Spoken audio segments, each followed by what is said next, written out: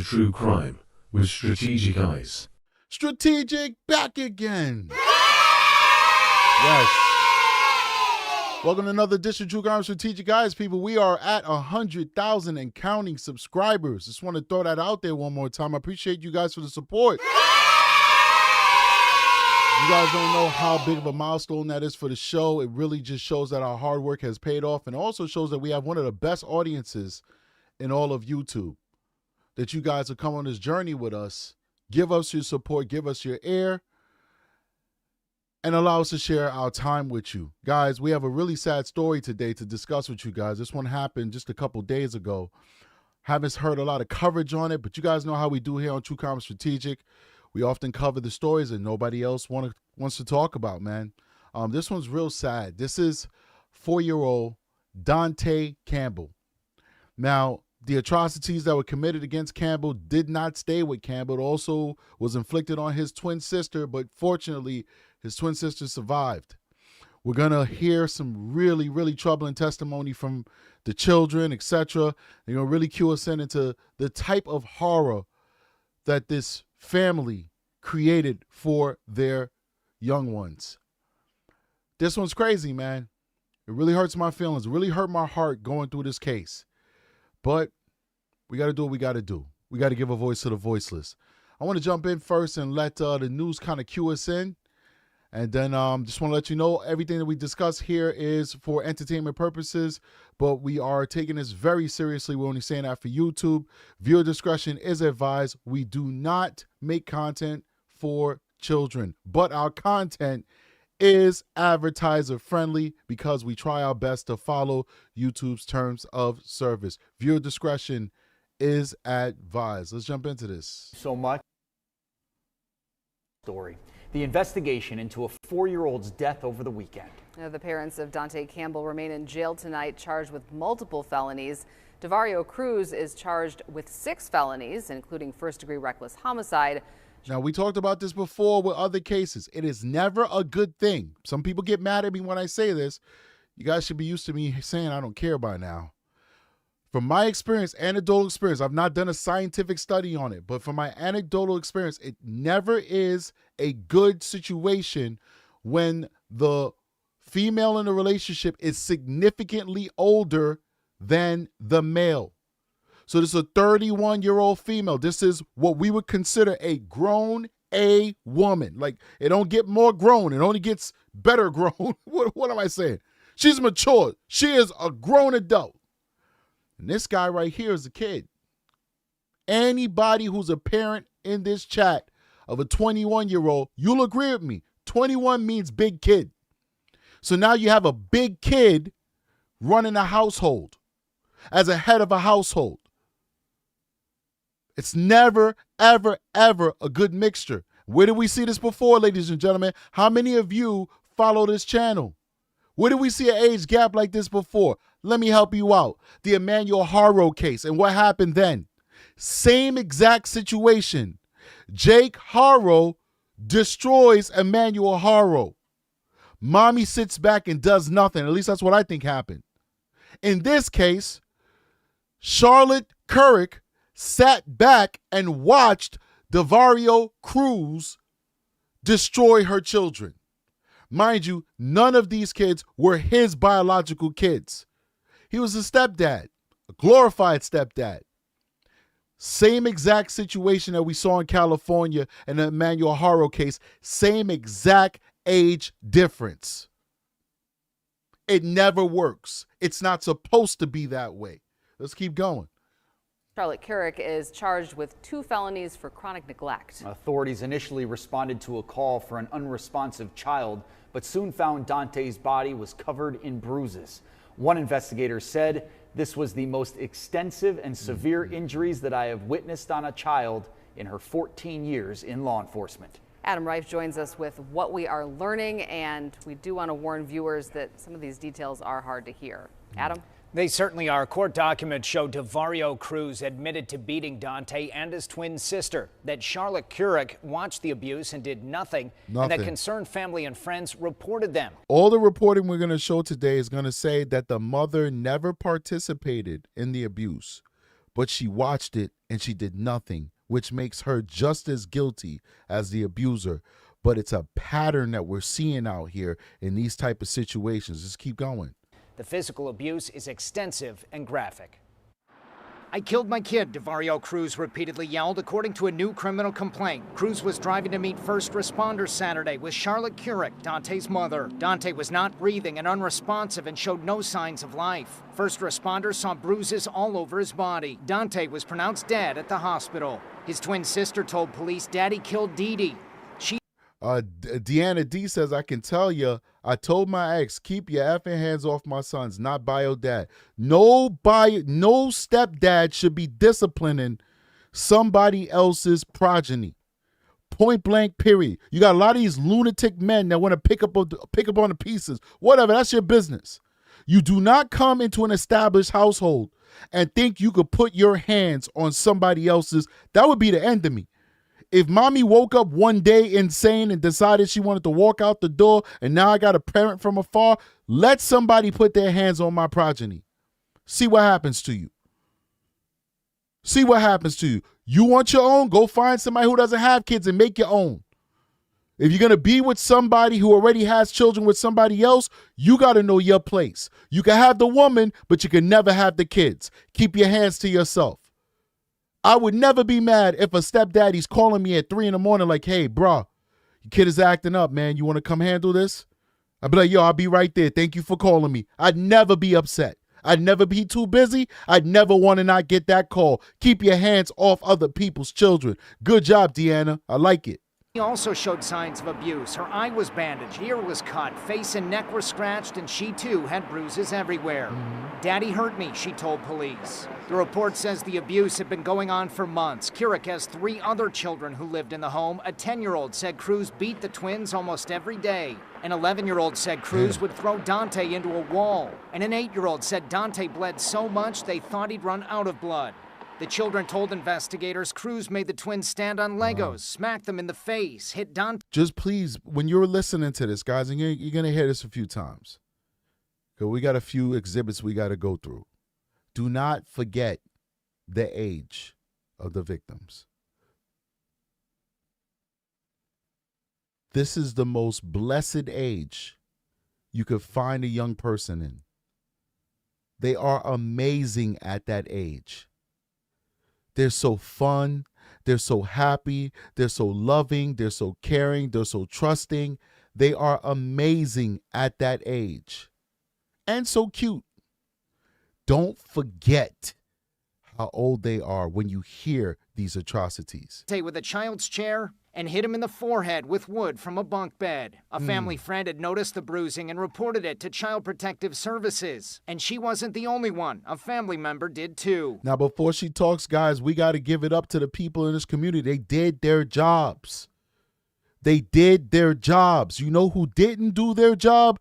Once again, ladies and gentlemen, Child Protective Services did not do their job. Let's keep going. I called them and told them that these kids are being abused. They have black eyes. They have scratches.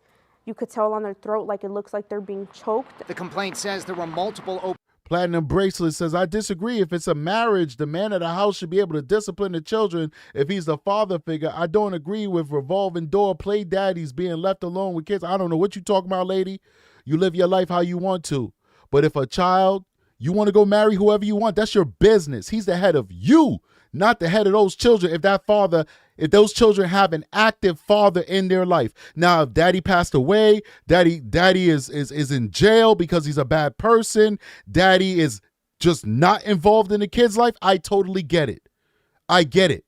But if it's an active child support playing father that picks up his kids during the designated times that the courts and you guys agreed upon, your man has no right to touch those children. But you live your life how you want. I don't know you. I'm not going to shame you. I don't know. I'm just saying, if you made babies with a real man, the head of your household will have some problems on his hands if he's putting his hands on that real man's kids. So keep that in mind before you endanger your husband's life. But let's keep going. CPS referrals regarding the abuse. but CPS would not confirm or deny any open investigation and denied a request for more information. But the family friend told police CPS never physically examined the children. When police asked Cruz what happened to Donte, he said, "I was just hitting him in the mouth." The complaint says Kurrick watched the abuse but did not call police and did nothing to stop it, that she, quote, could have stood up for the twins, but she didn't. Both Cruz and Kurrick are expected to make their initial court appearances tomorrow. Natalie and Jessup. Oh, these details are really hard to hear. Adam, All right. Well, Let's keep going. Let's keep going. We begin with heartbreak in West Allis. 2 people are in custody as police investigate the death of 4-year-old Dante Campbell. TMJ4's Northern Milwaukee County reporter Gideon Verdeen spoke with Dante's aunt about how this child fell through the cracks. I just want to say one more thing about the whole discipline thing. Of course, I'm not going to make it all about this case, but seriously, if you guys work that stuff out, and the bio dad is like, yo, listen, you could discipline and you lay out the parameters. There's nothing wrong with that. There's nothing wrong with that at all. If adults work things out and they figure out how they want to do things, I have no problem with that. My issue is somebody coming in who's not blood related and there's an active father. If the father is not active, then I commend the man who is taking that place and doing for those children, paying for those kids, taking care of those kids, and adopting them as his own. I commend that. But if there's an active father, that man should be going to that father for assistance in disciplining those kids. That's all I'm saying. If that active father says, yo, I love you, I appreciate you, I respect you, stepdad, and I trust you to also discipline my kids, there's nothing wrong with that. They worked it out as adults. But you should not be taking it upon yourself to put hands. We're not talking about, hey, Tommy boy, that's not good. You should consider doing something a better way. That's not really discipline. That's mentoring. We're talking about you putting hands on somebody else's kids. That's what I got a problem with. And I want to clarify that because I'm a YouTuber and I don't want people misconstruing my words 10 years down the line. I want you to understand what I'm trying to say and what I'm conveying because these YouTube streets don't sleep and these videos don't disappear. So I want to make sure I'm clear. Now back to these victims. Let's keep going. I'm your Northern Milwaukee County reporter, Gideon Verdeen. I'm in West Allis, near 108th and Greenfield, as police investigate the death of 4-year-old Dante Campbell. 2 adults are in custody as the family faces unimaginable grief and police work to uncover what led to this tragedy. He wasn't even given a chance. According to West Allis police, they received a 911. Now, the reason I'm playing this one is because I want you guys to see what this extended family member is saying about her experience helping to raise these kids. And I also want to add that you guys know it's all love. When I interact with the chat, it just makes the show better. It's never personal. I'm never trying to hurt anybody's feelings. I don't really have to say it because you guys are very mature. Many of you guys are very professionals in your own right. It's never personal. I'm a YouTuber. I'm here to give you facts, but I'm also here to give you a little bit of entertainment so you could digest these heavy stories. It'd be a really rough ride if we're talking about these stories and we don't have a little bit of entertainment and a little sidebar in it. It'd just be torture almost. So please, guys, never, ever, and nobody said that they did, but I'm just throwing it out in the universe. Never, ever, ever take it personal when I pick somebody out of the chat and I address them. It's always love. We're just using comments to basically throw a message out there and teach a lesson. Let's keep going. Call from a woman who was driving to the hospital with her unresponsive son. First responders rushed the child to the hospital, but he later died. Tell me a few words to describe what kind of kid Dante was. Oh, loud. Free. Wow, I love that. He's a strong boy. Loud and free. I love that. I love that. Rambunctious. He'll tell you no. Strong. 2 people are currently in custody. I like that. She kept saying strong and free and loud.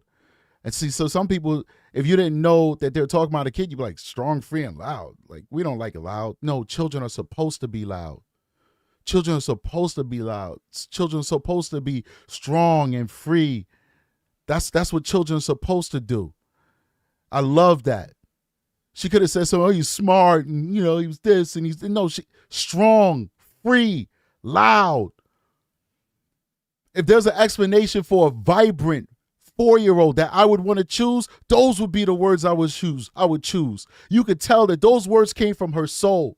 You could tell she knew that baby more than most people, probably knew that baby better than their own parents. She saw that little boy for who he really was. Strong, free, loud. I love it. Keep going. For is not naming those people because they have not been charged with the crime. You stepped in to help the parents take care of Dante, or how did you become that role? I stepped up when nobody else would. I was teaching them how to read, ABCs, colors. I was doing everything. I potty trained them. Search warrants show police collected evidence from that car and searched the family's home for belts, cords, clothing, and medical items. Family members say Dante had been living with relatives until recently before returning to his parents' care. I was planning for graduations, boy, girlfriends.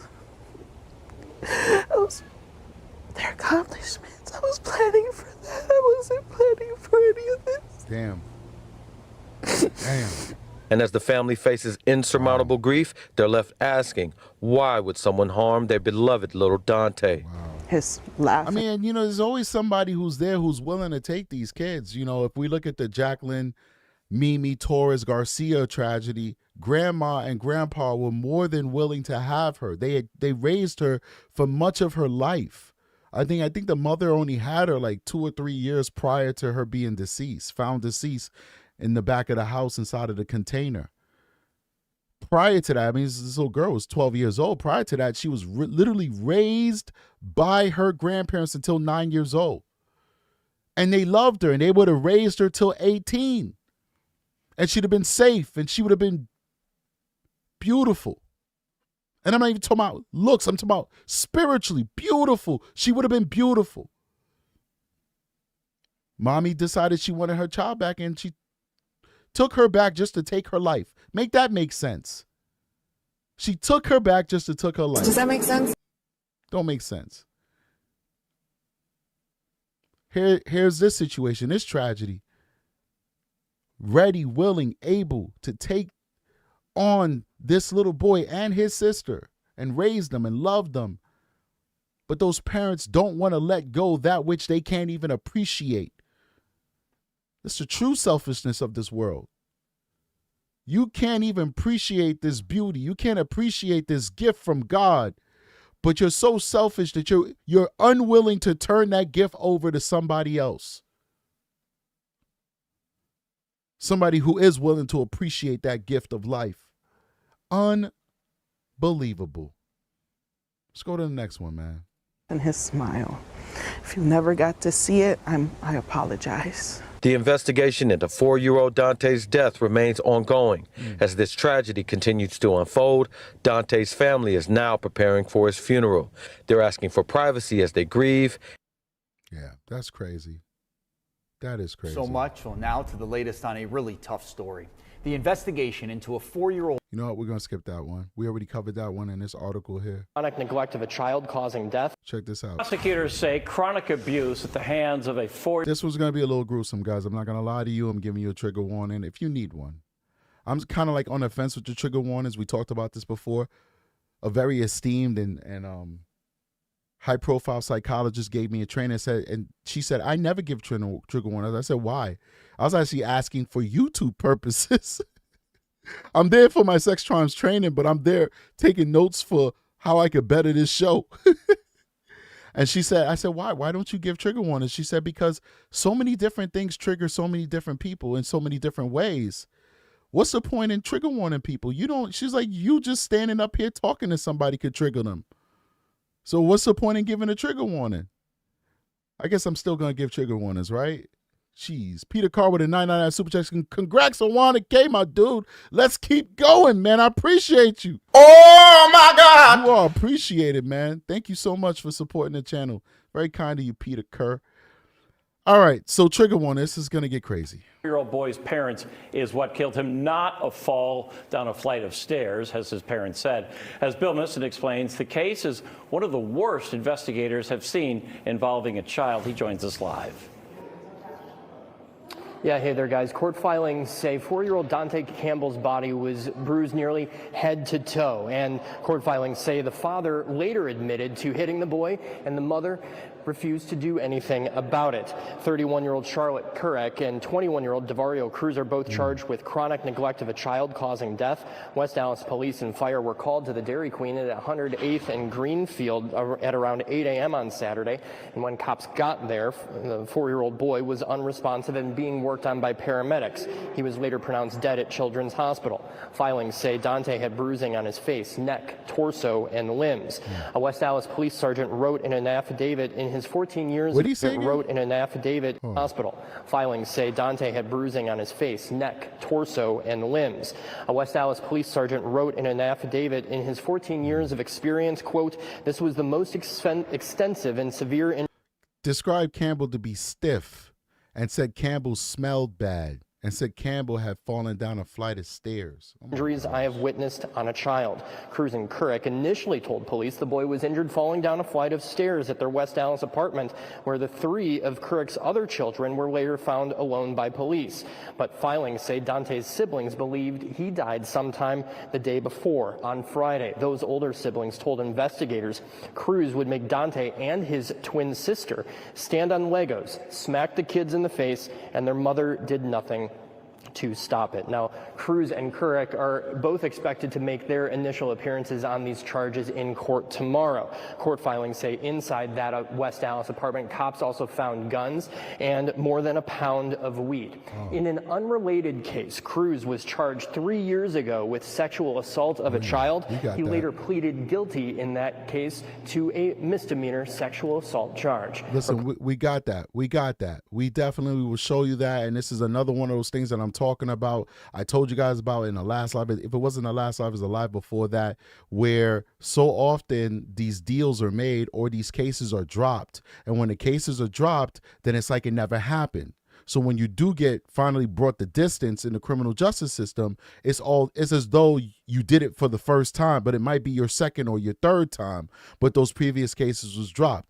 Also, we have the issue where, especially when it comes with young people, very, very, very, very young victims, where there's issues with getting them to testify, where it might not be possible because they're not at an age where they can testify, or B, the professionals are saying it might traumatize them more so sometimes than even the act itself traumatized them, because now they have to relive it on the stand and they have a defense attorney that's going to try and make them look like they're a liar. So what do district attorneys do? They usually plea bargain down to lesser charges. So you start out with a massive felony because that is exactly what you did. Understand that. The crime that you are charged with initially is what you did. Nothing more, nothing less. It's exactly what you did. To then get lowered to something that you didn't do, something that makes light of what you actually did. So in this situation, which we have the court documents, will show it to you guys, it started out as a massive felony that would have resulted in him doing a significant amount of time in prison, which ergo would mean that these kids would still be alive, or at least Donte would still be alive now, because he would be still serving time in prison. It got dumbed down to a misdemeanor where this guy gets to roam free, even though we know it is within his spirit, it is within his morality, it is within his ability to do diabolical things. He goes free. He goes free. Now, I'm not saying that it's always a situation where they shouldn't go free, because once again, if the testimony is going to destroy the victim, then what's the point in the criminal justice system if we're going to destroy our victims along the way? We got to have a balance. I don't know the solution, ladies and gentlemen. All I know is something's broken, and we got to find a way to fix it. Before we go any further, please hit that like button, support the channel. We have almost 200 people watching this live right now. It'd be nice if we can get likes kind of matching the amount of people who are taking the time out of their day, their life, their night, to actually watch this show. Please hit the like button and support the channel. Let's keep going. Reporting live at the criminal justice facility. All right, let's keep going. Wow. Tried my hardest. Family member of 4-year-old Dante Campbell describes claims of abuse, attempts to contact CPS. Let's do it. Death of a 4-year-old boy in West Allis tonight. Dante Campbell died Saturday, and police say his 31-year-old mom and 21-year-old dad were arrested. Tonight, family members now grappling with this loss. Jenna Wells joins us live in studio with more about a tragic situation. Jenna? Jessup, a cousin of the boy's father, says she believes Dante and his siblings were being abused by their parents for the last few months. This cousin, who did not want to be identified by name or show her face, tells me she tried to get help. Yeah. No 4-year-old kid deserves this. When the cousin of Dante Campbell's father learned the boy had died, she was devastated. I was crying because I was like, this is another victim now. This is not the first one. The cousin says Dante's father, who is now in custody, sexually assaulted her when she was a young teenager. According to court records, he took a plea deal. Are you kidding me? Oh my God, we gotta bring that back, man. She's the prime witness. She got the goods. Oh my God. First of all, I'm so sorry if you watch this show, because not that many people are covering this. And when you're doing the initial coverage, family members will watch your show. They will. I've had family members reach out to me and say, I don't want you to tell anybody that I reached out to you, but I'm reaching out. So I just want you to know, young lady, that I'm sorry that happened to you.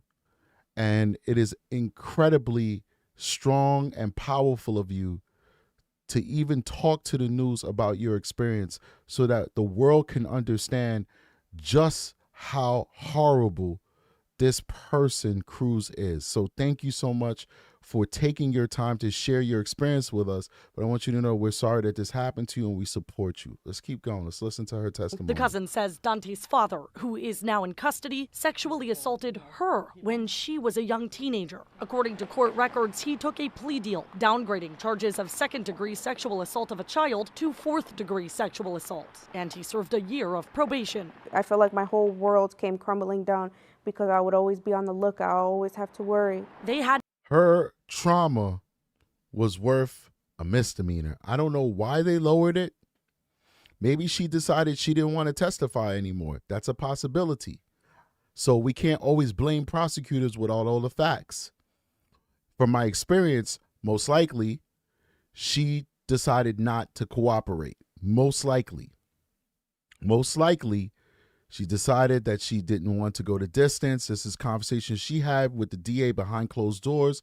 And before the defense could find out that she doesn't want to go forward, they offered that dumbed down plea deal to him so that he could plead guilty to something. Most likely. If I'm wrong, please do reach out to me. Tell me that I'm wrong, and I will make the correction on the live. I don't even have to say that you're the one who corrected me. I will just say I obtained information that corrected what I initially said. This is the reason why he got that plea deal. But just off of face value, her trauma was worth a misdemeanor.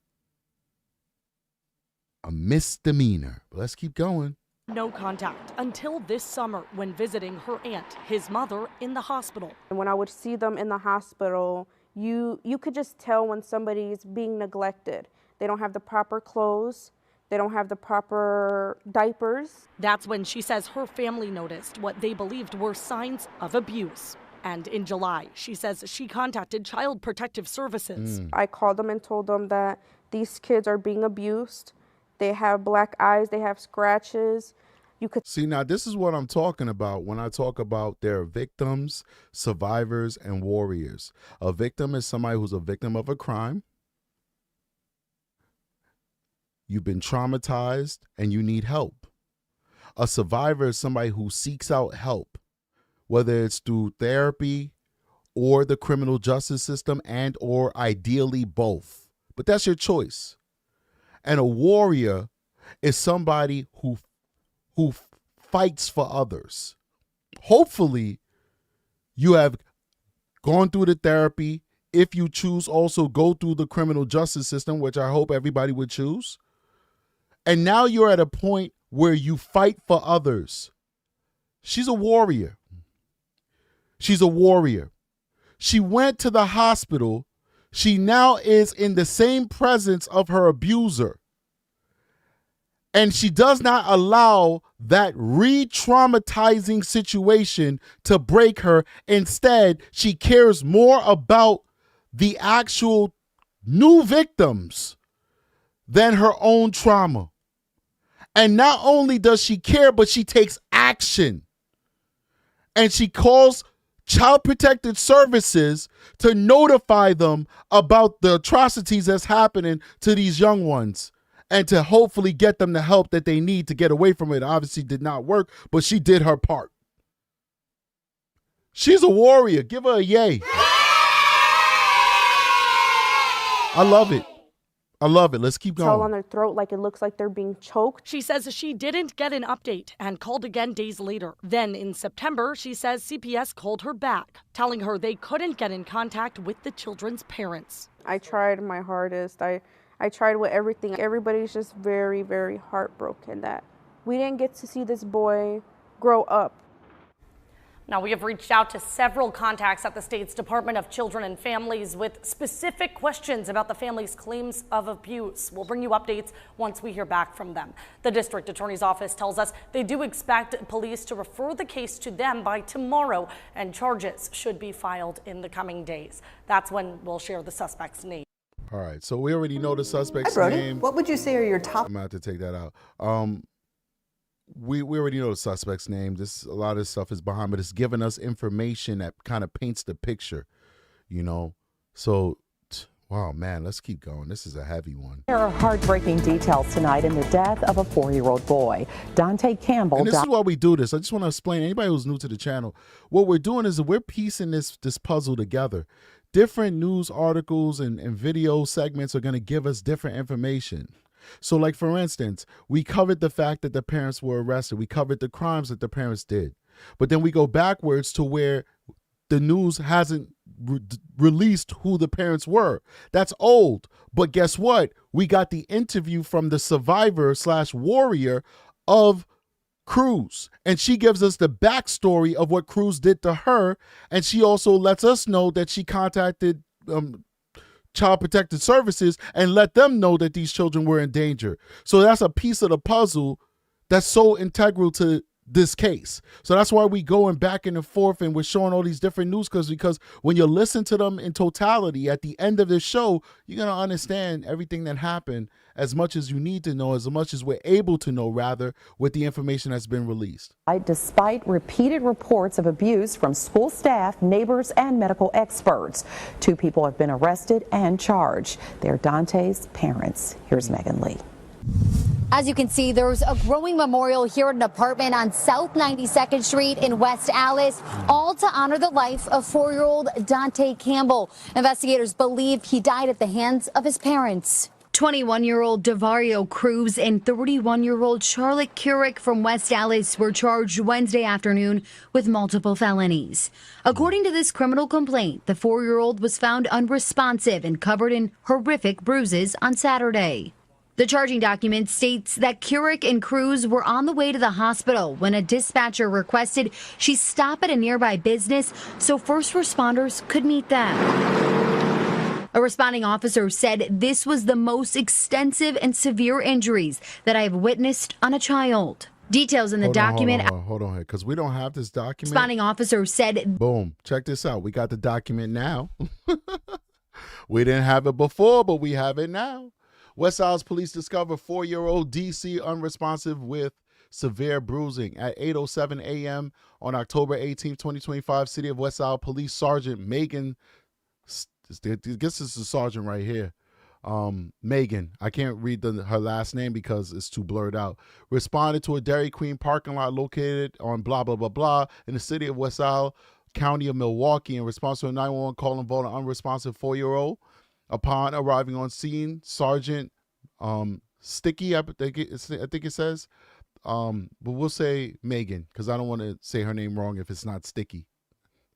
Sergeant Megan observed fellow officers from the City of West Allis Police Department with DeVario Cruz and Charlotte Kurrick here within the defendants.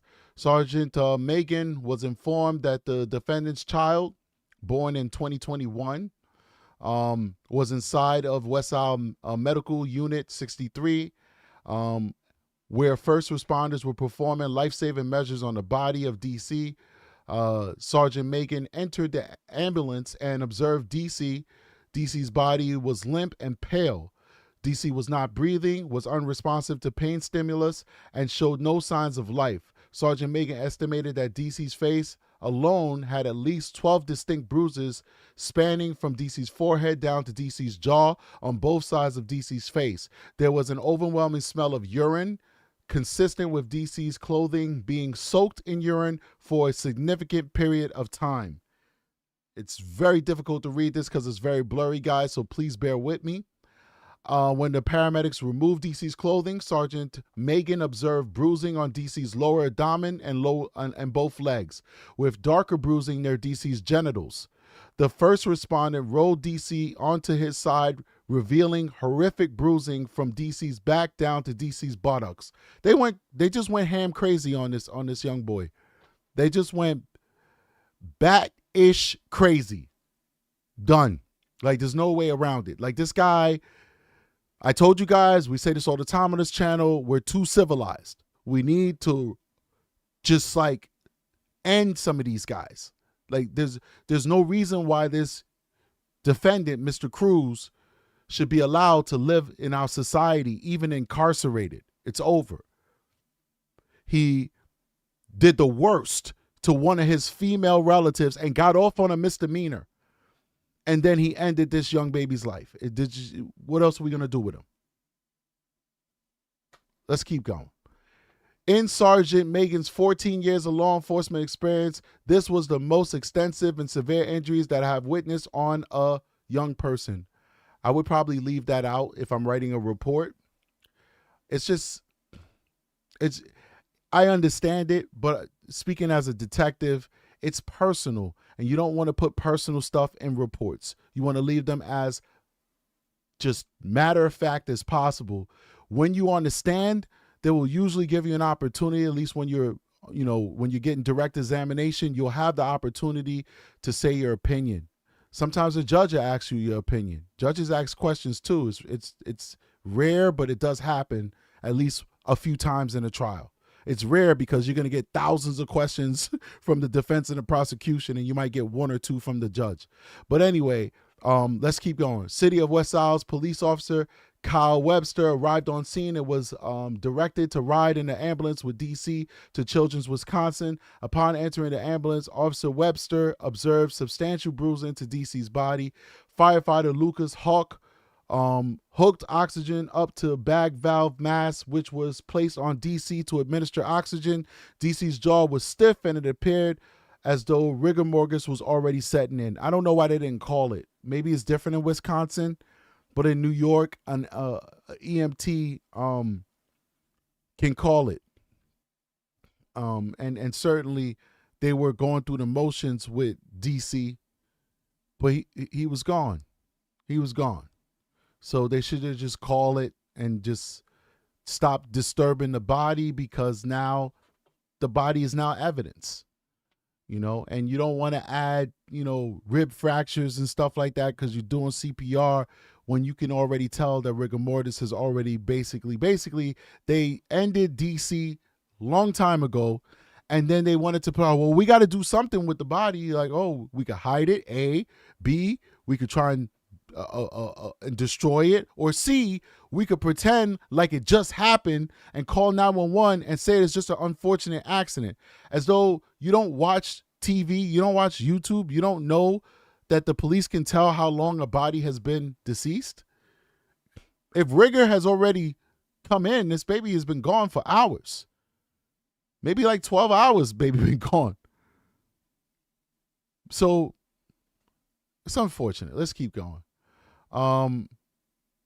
DC's gums were bone white, which told Lucas Hawk that DC had been without oxygen for an extended period of time.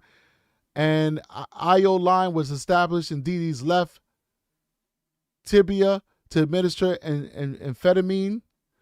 The paramedics repeatedly performed CPR on DC in the hope of establishing a heartbeat and pulse. This doesn't make any sense to me, but maybe they do things differently in this neck of woods. Maybe they have different policies. Maybe they do things differently, but I don't understand why they're doing these life-saving measures on a body that is going through rigor. But let's keep going. As firefighter Hawk treated DC, he also observed substantial bruising to DC's body. The bruising was not at all consistent with a fall down the stairs, as reported by defendants. Upon arriving at Children's Wisconsin, first responders with the West Allis Fire Department rushed DC into Children's Emergency Department. This makes sense to me if the only person who could call it is a medical doctor in a hospital. Then they have to do what they have to do because that's what their state calls for them to do. That's what their state calls for them to do. But if this is like most states where paramedics can call it, then this should have been called a long time ago, and the body should not have been disturbed in the manner that it was disturbed in order to preserve it as evidence so that we could say with certainty, man, all of this was done by the parents, man. It's real sad stuff. This was the most extensive. And big shout out to the news for doing this, because a lot of times they'll redact stuff because they got this from their sources and they don't want nobody else to have it. And it's like, dude, stop the nonsense. I really appreciate the news for actually doing this so that we can read it for ourselves, and instead of just getting the snippets that they want to pull out that they feel is important to the rest of us. Let's keep going. And severe injuries that I have witnessed on a child. Details in the document outline an alleged long pattern of severe abuse from Cruz, including making the children stand on Legos, allegedly hitting the children with wood, as well as striking. Hold on here. Do we get this before? Alleged long. Oh, thank you very much. Yet another nice document from the news. We don't even have to go get it ourselves. They gave it to us. I want to get through this. I'm sorry. It's going to be a little bit of a live. How long are we at right now? 41 minutes. We could probably going to do like an hour and 20 minutes on this one. I want to get it all out there into the record. Let's do it. Forensic interviews of the children established a pattern of abuse by defendant Cruz and a pattern of inaction by defendant Kurrick. Let's keep going. On October 21st, 2025, you know what? Let me see something here. Let me see if I can up the quality. Oh, yeah, baby. Oh, look at that. 1080p, baby. I had it on 480p. We're at 1080p. Look at that. Easier to read. Let's keep going. On October 21st, 2025, Lauren Lykin and Heidi Kilburn trained forensic interviewers with the Milwaukee Child Advocacy Center. They're really good, too. I've gotten forensic training. I've heard about their office. The Milwaukee forensic interviewers are really good. Really, really good. And I think Mississippi is very, very good, too. Mississippi is excellent. Milwaukee's really good. Let's keep going, though.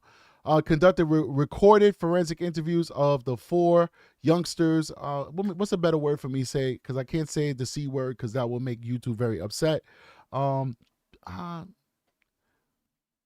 Juveniles, I don't know. Young people, I don't know. Somebody put something in the chat. A synonym to children.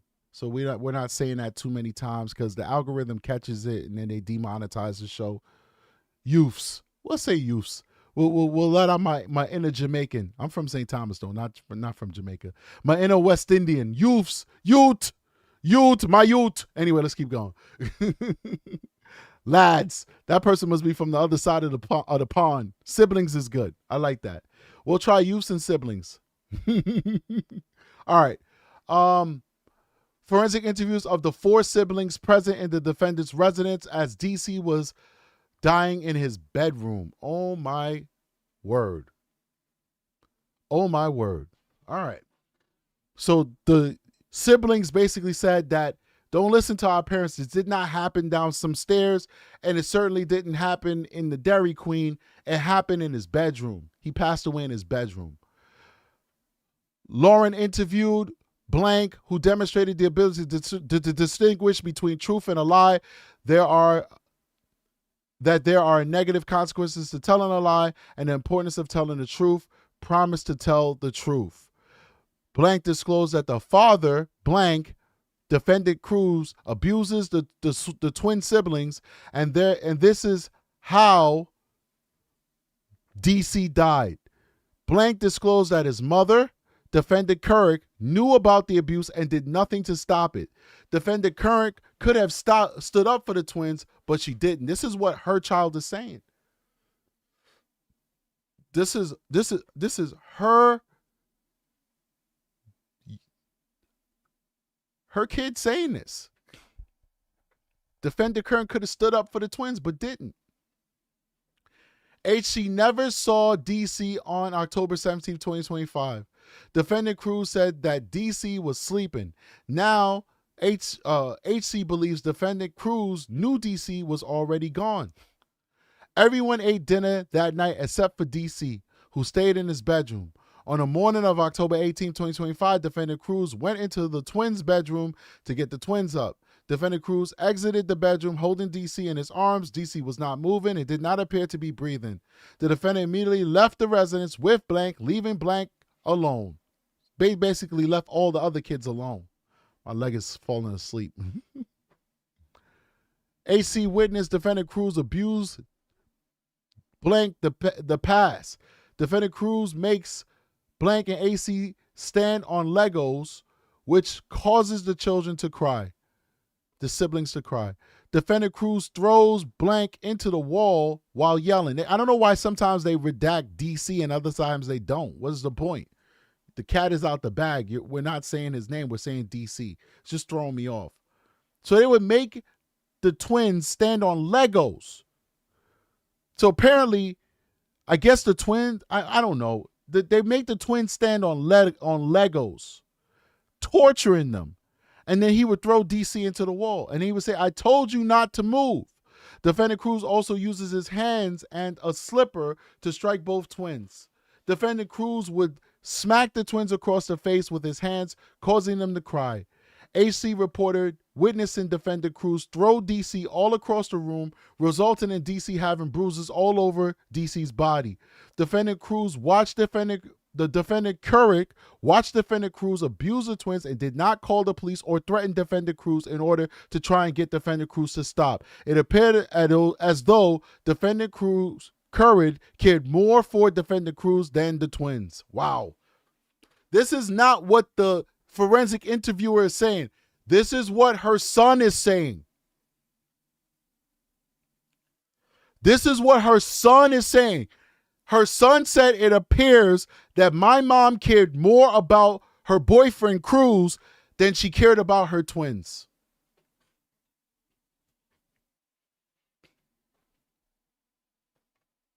Oh my God. Let's keep going. Let's keep going. Lauren also interviewed Blank, this is a different sibling, who demonstrated the ability to distinguish between the truth and a lie. All right, let's keep going. Blank was in punishment inside his bedroom on October 17, 2025. Blank left DC Takis under the bedroom door. This is the sad part. So this is when the siblings are trying to take care of each other. So they know that the twins are being starved. Especially DC is being starved. So now when the parents are not looking, they're doing the best that they could do by sliding food under the door, man. Sad stuff. Sad stuff. So he left DC some Takis under the bedroom door. According to Blank, defendant Cruz would not let DC out of the bedroom.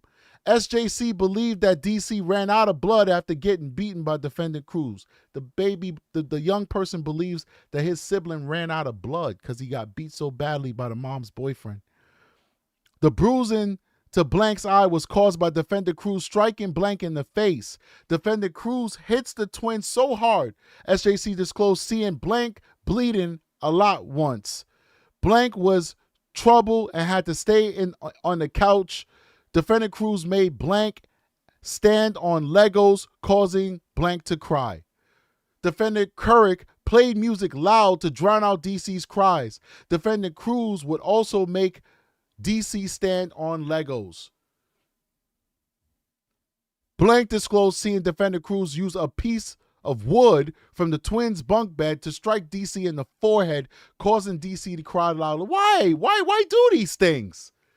These people are so sick. Why? What is the point? Just get up and go. None of these kids belong to you. Just get up and go. Just walk out the house and don't come back. Come on, man. And the mother, she had every single biological imperative to protect these young ones, and she didn't. She didn't. These young people have already lost their mother. She's never going to walk this earth free again. Why not just put her out of misery?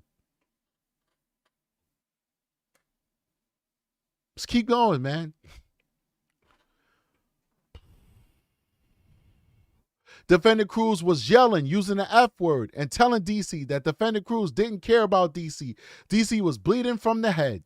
DC reported that Blank reported Defendant Cruz struck DC with a child's chair in the past, repeatedly striking DC with the chair and swearing as DC cried. Defendant Cruz would whoop Blank with his hands, a piece of wood, and a chair, and at the end of the interview, Blank said he felt very bad for DC. Don't worry, little one. You're going to get all the help you need now.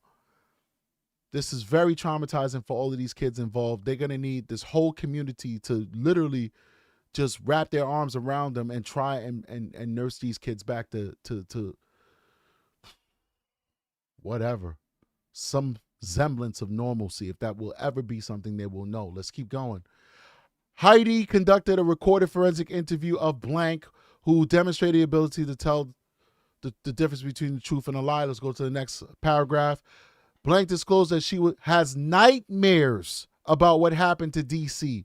On Friday, when HC, Blank, and Blank arrived at the defendant's residence, Defendant Cruz said that DC already ate, but Blank believes that DC was hungry because she never saw DC eat. Blank tried to feed DC by putting food under the door. Another sibling that tried to put food under the door, but the food never moved. Why? Because he was gone already.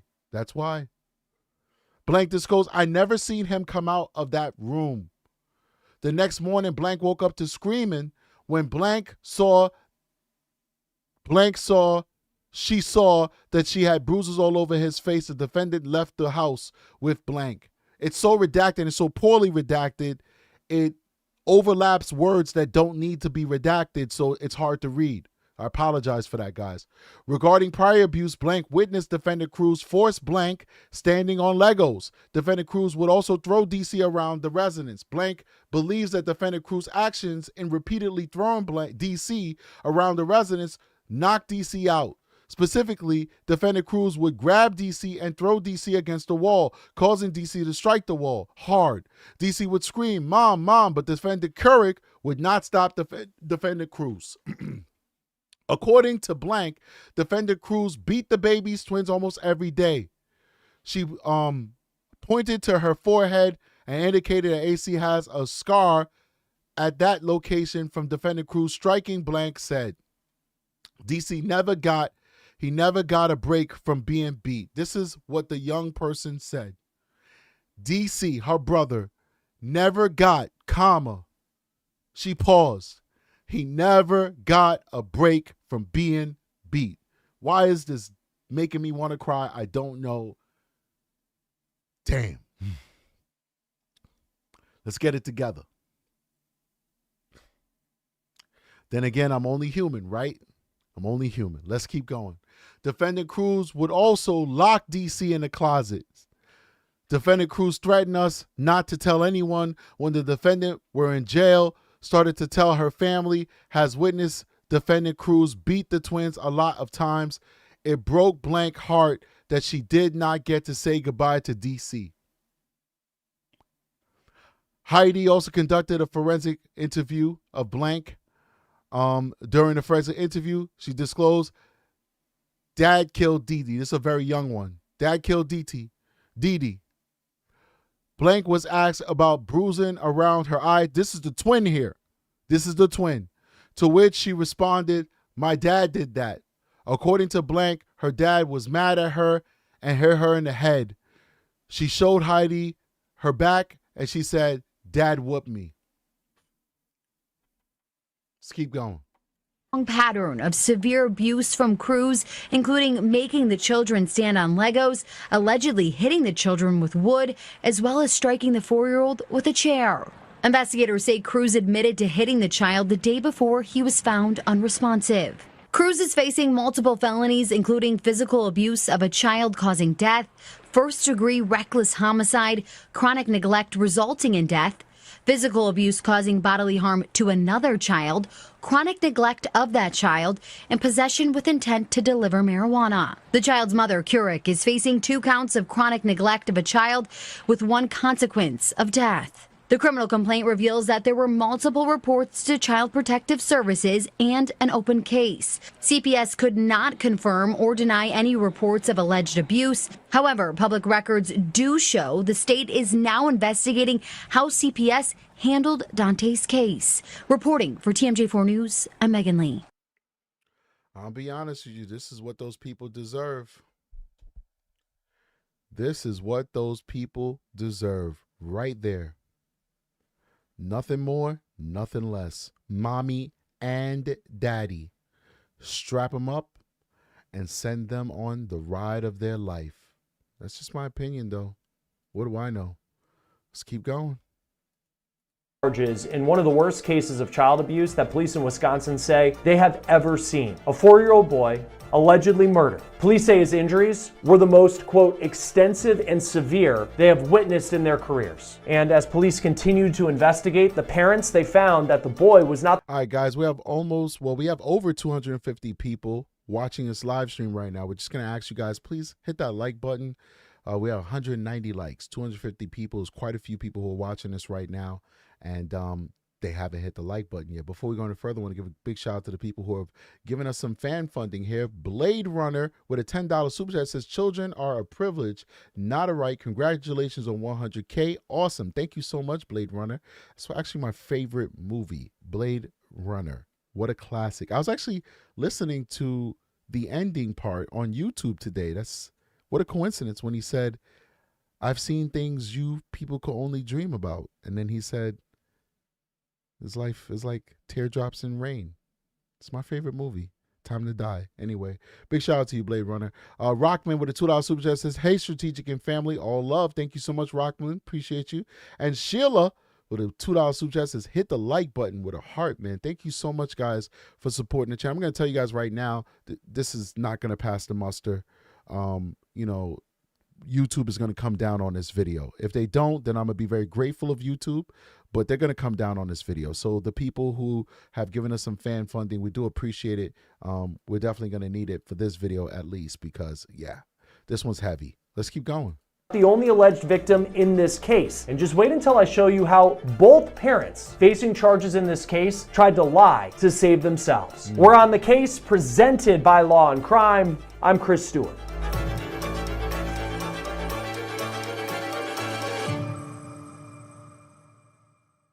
Police in this case out of Wisconsin have released a very detailed criminal complaint about what they say happened to a 4-year-old boy. It is very difficult to talk about, but it is important to talk about.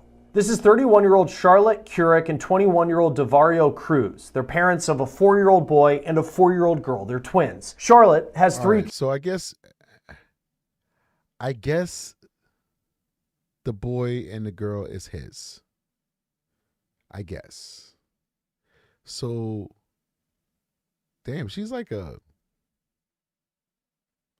nasty. Because he was a baby when he had a baby with her.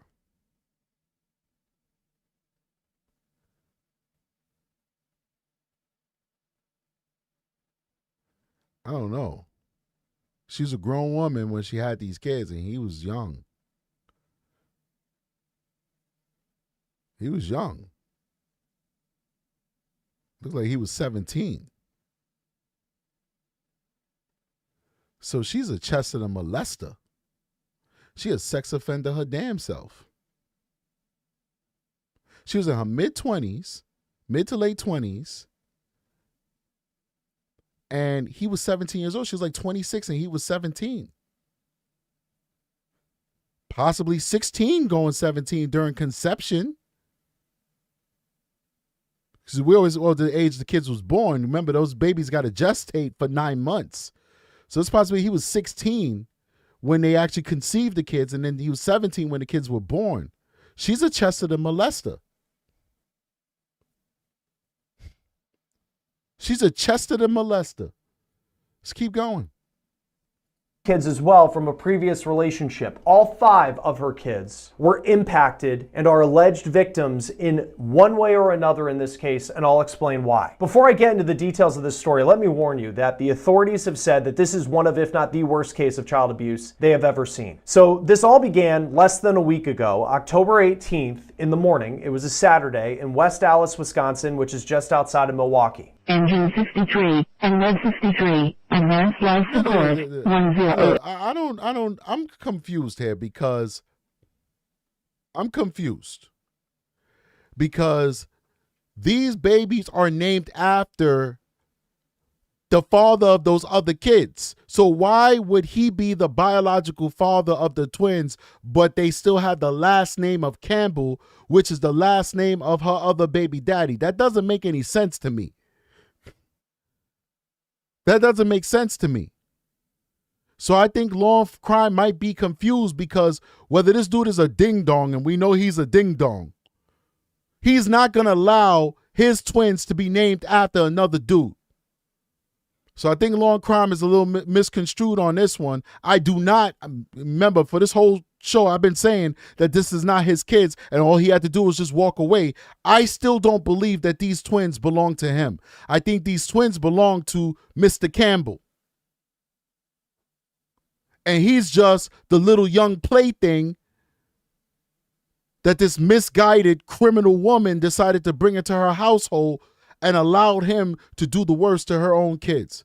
So that's what I'm thinking with that one, guys. Let's This is one of, if not the worst case of child abuse they have ever seen. So this all began less than a week ago, October 18th in the morning. It was a Saturday in West Allis, Wisconsin, which is just outside of Milwaukee. Engine 63 and Red 63 and life support 10823 West Greenfield Avenue. That was the call that brought EMTs to this Dairy Queen on Greenfield Avenue. It was a 911 call from a mom with her son in the car. He was unresponsive, and when the EMTs got there, they knew something was wrong, so they called the police. The 911 caller, again, was that boy's mom. Her name, Charlotte Kurrick. Her son's body was limp in the car. The boy was not breathing. Police write that he had bruises all over his body, and that included 12 distinct bruises just on his face. They say he also smelled of urine, and it was clear that he hadn't bathed in some time, according to police. They just described the injuries in the criminal complaint as, quote, horrific. The boy's name is Dante Campbell. Police rushed him to the hospital in hopes they could resuscitate him and bring him back to life. Now, police say on top of the bruising all over his body, Dante's gums were, quote, bone white. And that, they say, meant that he had been without oxygen for some time. Police then asked the mom, Charlotte, what happened? And this is what she told them as she was, quote, crying on her knees in the parking lot of the Dairy Queen. Charlotte allegedly claimed that Dante received all of these injuries after a fall down the stairs. She claimed that Dante lost his footing, and then on top of that, a bunch of stuff from the top of the stairs like bikes and garbage bags landed on the boy. She said the boy, quote, was crying but otherwise appeared normal. Charlotte then claims, according to this police report, that in the morning Dante wouldn't wake up. He was limp, he wasn't moving, and that is when So the whole house fell on him and you didn't take him to the hospital. He fell down the stairs, and then you had the most hazardous household setup on the planet where you had bikes, books, TVs, microwaves, air fryers. I love my air fryer. Why not just put an air fryer on the top of the stairs? I want to buy mommy a bread maker for Christmas. She'll probably throw it back at me because you don't buy women cooking utensils for Christmas, but I'm buying her one anyway. Put that on the top of the stairs. Everything rolled down the stairs on top of Dante. And you didn't even take him to the hospital. You put him to bed. Stop it. It does not make sense. Does that make sense? It doesn't make sense. Let's keep going. Decided it was time to get him some help, but she didn't call 911 from the house, police say. Actually, what she did was take Dante, put him in the car, as well as put his twin sister in the car and drop the twin sister off at a friend's house. Then she's driving, she calls 911, she pulls into the Dairy Queen, and that's when police arrive. Not only would the medical examiner say there was just no way that the boy could have that many injuries, those types of injuries from just a fall down the stairs. It became even more sketchy, it seems, when police asked if they could go to Charlotte's house and investigate the stairs she was talking about, and she said, quote, "That doesn't sit right with me." Police would later get a search warrant. They would go through the home and they would find plenty of reasons as to why maybe she didn't want them to go inside her house. Now, police also asked Charlotte where her 3 other children were from a previous relationship, and she told them that they were not at her house in West Allis. When police eventually went to Charlotte's home, a woman showed up and told officers that she was there to get Charlotte's 3 kids because Charlotte had just texted her to go get those kids from the home. So it appears that Charlotte didn't think police would actually go to her house. Officers went inside the home. They found an 8-year-old, a 10-year-old, and an 11-year-old alone. This, another alleged lie by this mom. Now, one of the children, police say, without prompting, blurted out, "Donte is dead." Another child said that Donte fell off a bunk bed and that they heard a big bang during the night. Charlotte and Dante's dad, who I'll talk about more in just a moment, allegedly locked the kids in a room. It's unclear how they got out, but police say when they walked in the home, one thing was very apparent, and that was the smell of freshly burnt marijuana, they say. A search of the house also found guns, large amounts of weed, and scales. Dante's twin sister was left at a friend's house, and when police went to that friend's house, they found that the little girl had a bandage over her right eye. Her right eye was swollen. She also had bruising on her face, on her head. How you beat up little babies, man? That's disgusting. I don't understand it. Like, I'm pissed off with my son right now. My son is 6.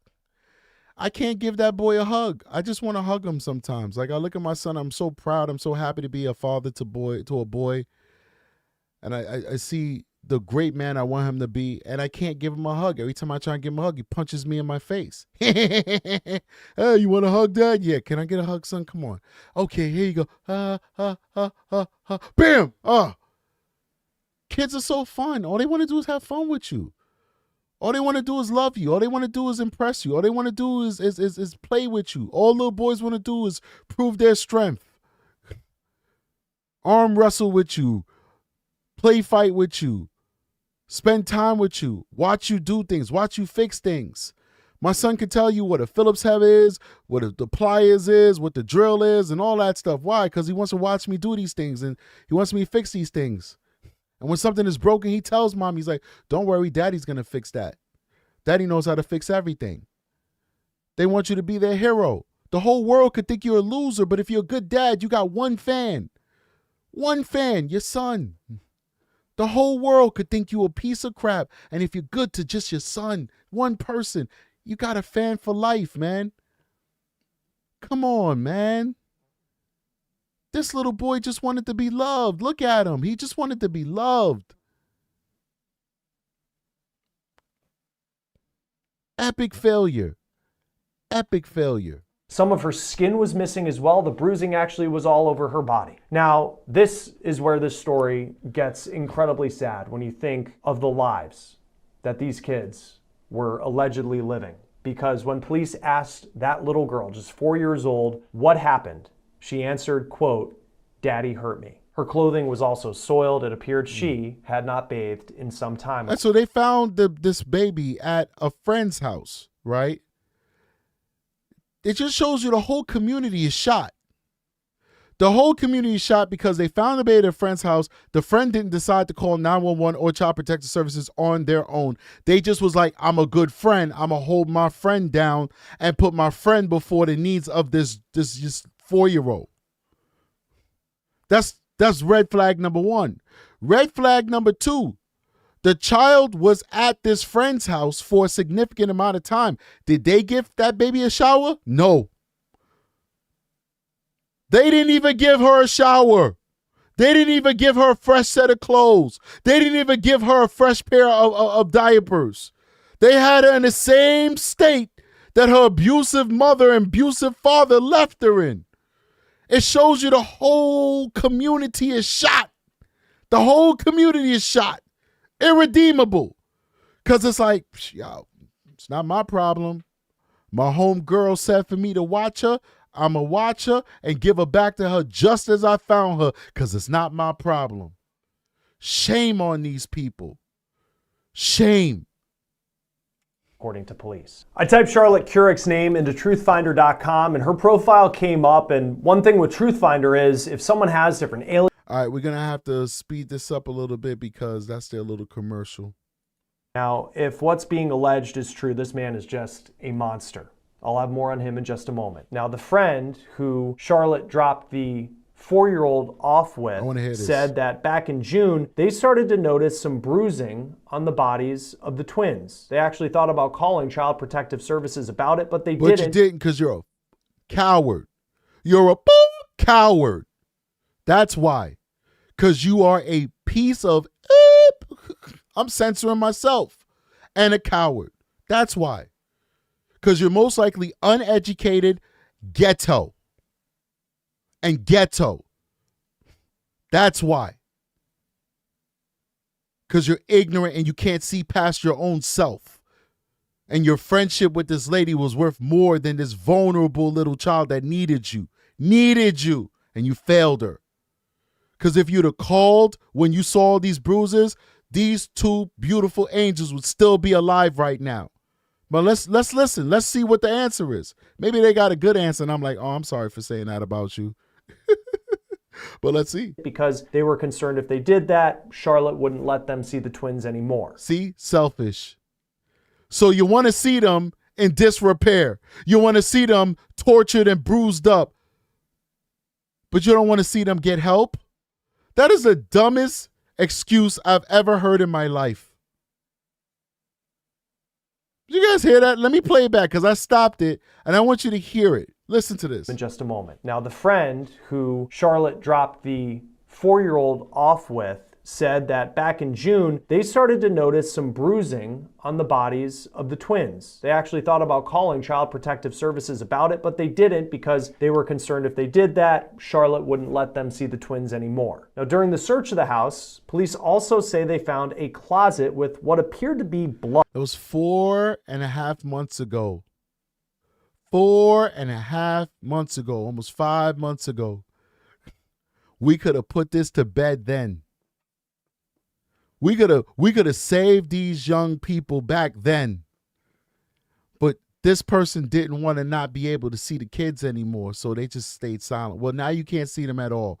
Why don't you go to the funeral? I want to make sure you go to the funeral. If you need help getting to the funeral, I will cash app you $20 so you could get yourself a nice little Uber. You get yourself a little Uber. I want you to go to the funeral so you can see little Donte and know that you'll never see Donte again because you chose your selfishness over actually helping Donte. Your selfish thinking resulted in Donte dying. Let's keep going. It was in the twins' bedroom. There was also a bathroom with a strong smell of rubbing alcohol, police write. Police interrogated Charlotte, the mom, and this is where they confront her with what they have uncovered and what they have put together in their investigation as she lied, allegedly, about saying that Donte was hurt because he fell down the stairs and then just suddenly in the middle of the night stopped breathing. That morning, Charlotte said her partner went to wake up the twins, Cruz, and that's when he discovered Donte was dead. She claims that Cruz told her, quote, "I killed my kid." So at this point of the interview, it seems that Charlotte is at least somewhat coming clean about what allegedly happened, but she lied so much to this point, apparently. How can you trust anything she says? Now, Charlotte told police, quote, "My son looked like he got his A-word beat by a grown man." Charlotte told police that she lied about the stairs because she was afraid of Cruz. CPS also was apparently already involved with this family. Charlotte claimed that you should have been more afraid of us. You should have been more afraid of us, of society, because we're going to do far worse to you than Cruz would have done to you. We're going to put you in a box for the rest of your life. She's a grown woman messing with a kid, and she's afraid of the kid. Well, you made your choices, lady. Now you're going to have to face the consequences. Cruz was dodging talking to CPS for their investigation, but then police also note that Charlotte has the social worker for CPS in her phone as CPS B-word. Cruz was also interrogated by police, and he also allegedly lied about what happened. At first, he said that he had no idea how Donte had so many bruises on his body. But the evidence just doesn't make that seem like a realistic defense, according to police. Cruz also claimed that Donte had fallen down the stairs, so very similar to what Charlotte originally had said. Cruz then reportedly admitted that he had hit Donte in what he called discipline. Now remember, this boy is just 4 years old, and Cruz said on a scale of 1 to 10 how hard he hit the boy. The answer was a 7 or an 8. 10 would have been the hardest you could have hit a person of any age. That's according to the criminal complaint. Now police allegedly... A 5, a 4 could have taken that young boy's life. A grown man hitting a 4-year-old at a level 4 is enough to take that young boy's life. He said a 7 or 8. One thing with this guy, he's so diabolical, he's truthful. Like, he basically gives a confession, ladies and gentlemen. He confesses to it all. I mean, I give him that. And when I say I give him that, it's like you could take us on a journey like Stephen Stearns. At least he's given us swift justice. You know, not going to put those youngins through, you know, a long, drawn-out trial. Don't get me wrong. They've been charged. They're going through the motions, but he gave a full confession. So expect some type of plea bargain to come out that's going to result in life in prison, maybe 30, 40 years to life. It's better than him saying, I didn't do nothing, and then we got to go through a whole trial, and those kids got to testify the whole 9, and he knows he did it.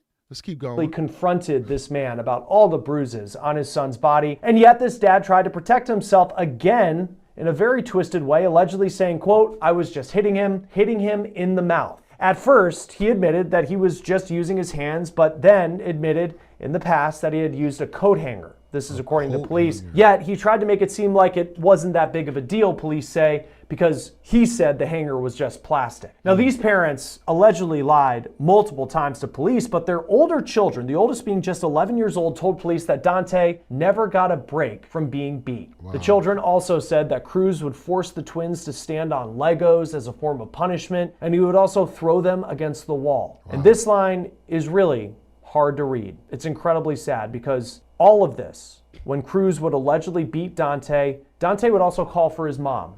And Charlotte, allegedly, did nothing about it, the other kids say. Police also say when they discovered that Donte was unresponsive at their home, it's important to note that neither of them used their cell phones, which they had, to call 911. Both parents are facing serious charges right now. DeVario Cruz is charged with reckless homicide, child abuse and neglect. Charlotte Kurrick, the mom, is also charged. She is facing counts including chronic child neglect where the consequence is death. Join us now to talk more about... So we'll stop this here. Big shout out to Law and Crime. They did an excellent job reporting on this. I want to stop it here because I don't want to play all their content. I want you guys to go over to Law and Crime and check out the rest of this beautiful segment where they're really getting to the bottom of it. We're going to keep moving. We're getting over here. What is this? All right. Milwaukee court commissioner calls child abuse case the worst I've ever seen as parents appear in court. Let's watch this. Their parents in court real quick. Then we're going to get to his charges. Steinhoffel's has the largest. We didn't even have time to get her charge. Her charge is the same exact charges as he's got. But what I wanted to focus on is his past X crimes. All right. So we'll definitely check that out. Give me a second, 10 seconds. We'll be able to get through this commercial here. And then we'll get to their court appearance, man. It's very, very, very sad case. Difficulty being composed myself. That's how bad this case is. That's Court Commissioner Barry Phillips as two. I'm almost having difficulty being composed myself. That's how bad this case is. That's Court Commissioner Barry Phillips as two parents charged with beating their 4-year-old son to death appeared in his courtroom for the first time. Dante Campbell was found unresponsive on Saturday in West Allis. Investigators say his parents, 21-year-old DeVario Cruz and 31-year-old Charlotte Kurrick, have a long history of abusing him. Megan Lee has the latest from inside the courtroom. We're now getting a first look at 21-year-old DeVario Cruz and... Bro, you understand what they're going to do to you in prison, kid?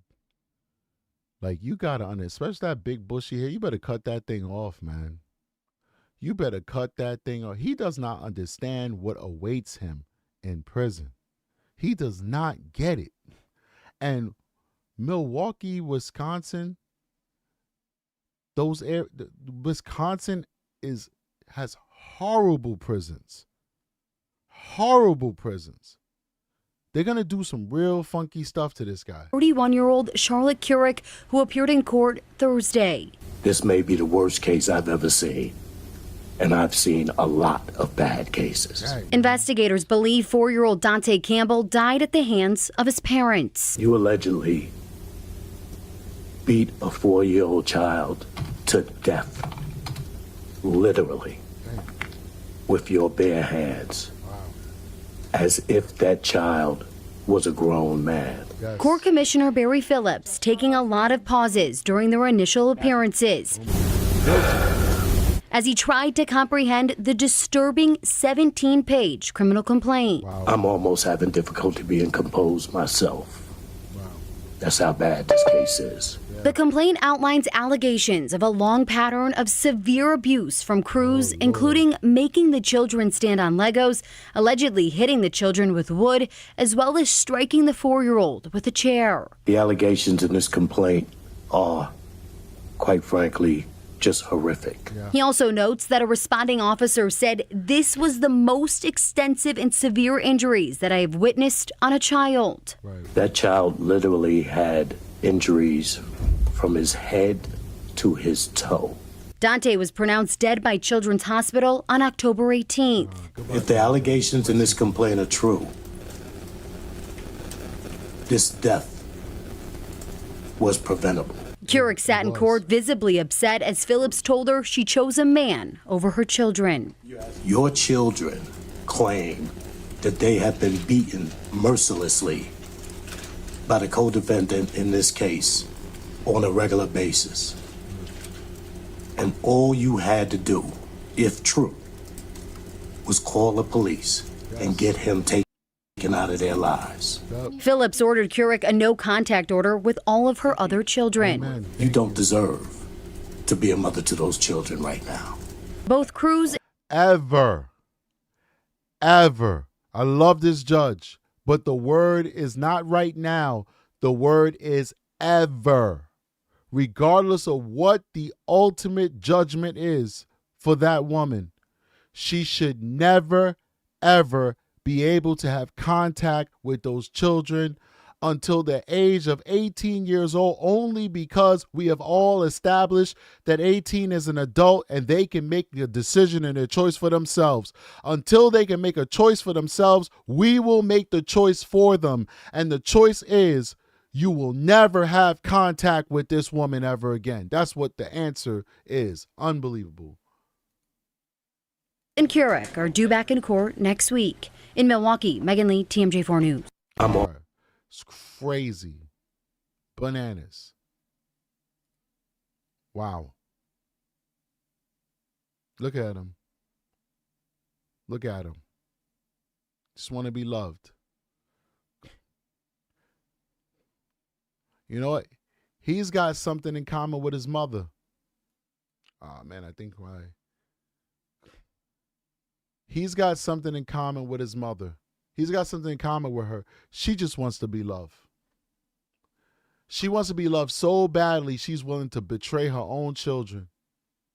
See, he just wants to be loved because he's a baby and biologically he deserves to be loved. She, on the other hand, thinks that it's okay to put a man before her own kids. Shame on her. You're going to learn now, baby. We got some lessons for you and your purple and green and red hair and all the different faces you want to put on to let the world know that you don't give a ish. I got you. We got a lesson for you, ma'am. We got a lesson. Reality going to come smack you right in your face, just like Jonathan Nanita. You guys remember Jonathan Nanita? He came to court all messed up because reality came and smacked him right in the face. Oh, yeah, reality going to come smack you right in your face, baby. You wait and see. All right, so these are the charges that Homeboy is charged with right now. Basically, whatever he's facing, the mother is facing the same thing as well. So they're mirrored with each other. Unbelievable. I'm not even going to read it out. I mean, the cat is out the bag already. But I'm going to try and salvage the show the best way I can. These are the counts. We're going to go ahead and post this on the Patreon for free.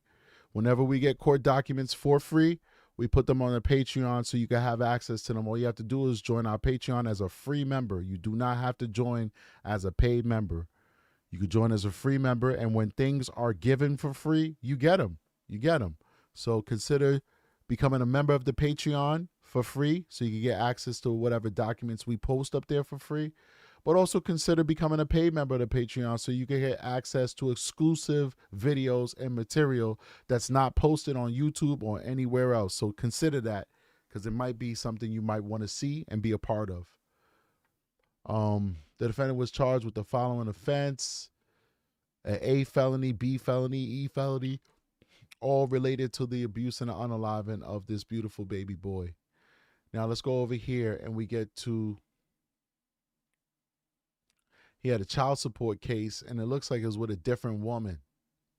So a child support case with a Luna Ruby Torres. In that instance, it looks like this was closed out. Might be open still, actually. This file date was April 24th, 2025. It is closed. It was closed. Wouldn't say it's not saying a date, but we'll be able to get it here. 9/16/2025. It appears it was closed. The father not served. The state requests the matter be dismissed without prejudice. Failure to serve. So the mother did not properly do the service that she needed to do. Maybe she knew that this guy would end up probably doing a gajillion years in prison. So she's like, why bother? But apparently the mother,